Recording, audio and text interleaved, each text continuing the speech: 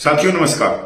साथियों, English newspaper के हवाले से 8वें सीपीसी 8वां पे कमीशन की एक बड़ी खबर आ रही है और इसको आप कह सकते हो कि गुड न्यूज आ रही है, जिसका इंतजार करोड़ों कर्मचारी पिछले 3 महीने से कर रहे थे। मैं सीधी सी शब्दों में बात बताऊं तो टीओआर संदर्भ और शर्तें तैयार हो चुकी हैं और या तो इस वीक में या अगले वीक में वो कैबिनेट की मंजूरी के लिए वो चला जाएगा प्रस्ताव, और उसके बाद में कैबिनेट की जैसे ही मंजूरी मिलती है 8वां वेतन आयोग अपना काम शुरू कर देगा। मैं पूरी खबर के ऊपर लेके चलता हूं आपको। बहुत ही गुड न्यूज है। यहां तक जो मीडिया के अंदर जो भ्रम की स्थिति फैलाई जा रही है उससे ये पर्दा उठा रही है ये खबर। आपको कहीं जाने की जरूरत नहीं है, ये पूरी की पूरी खबर इंग्लिश न्यूज़पेपर में आई है।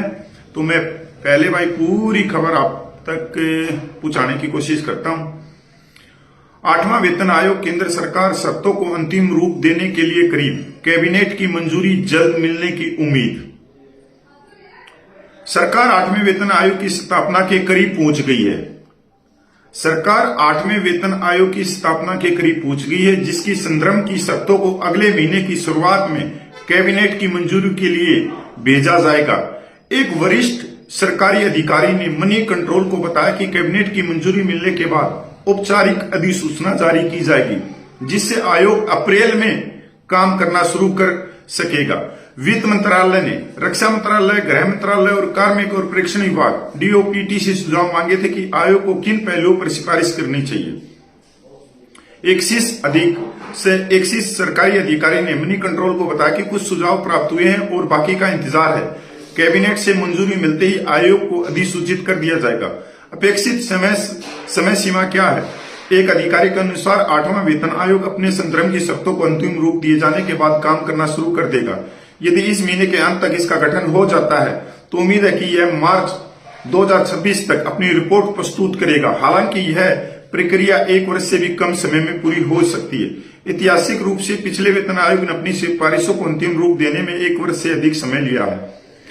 प्रभाव: 8वें वेतन आयोग द्वारा प्रस्तावित वेतन संशोधन से रक्षा कर्मियों सहित 50 लाख से अधिक केंद्रीय सरकारी कर्मचारी और पेंशनभोगी प्रभावित होंगे। इसका वित्तीय प्रभाव काफी महत्वपूर्ण होगा, जो 2016 में 7वें वेतन आयोग के कार्यान्वयन के समय समान है, जिसके कारण वित्त वर्ष 17 के लिए सरकारी व्यय में 1 लाख करोड़ रुपए की अनुमानित वृद्धि हुई थी। हालांकि 8वें वेतन आयोग के वित्तीय प्रभाव वित्त वर्ष 27 से ही महसूस किए जाएंगे। आगामी वेतन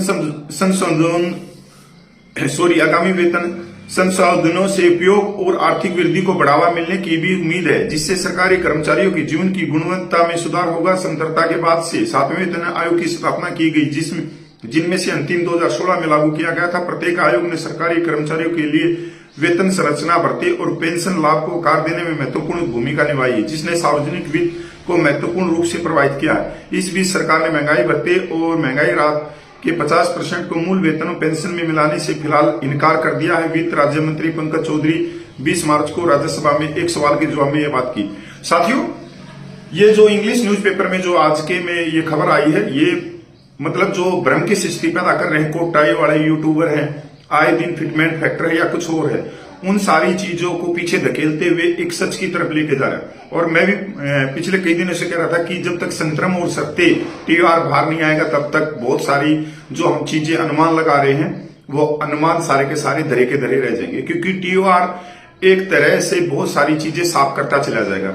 रह गई फिटमेंट फैक्टर की 2.86 मिलेगा या नहीं मिलेगा, ये तो आने वाला समय ही बताएगा। क्योंकि अगर हम देखें जो आईएलओ की रिपोर्ट या एक्वायर्ड फार्मूले को देखें तो 2.86 से ज्यादा फिटमेंट फैक्टर जाना चाहिए।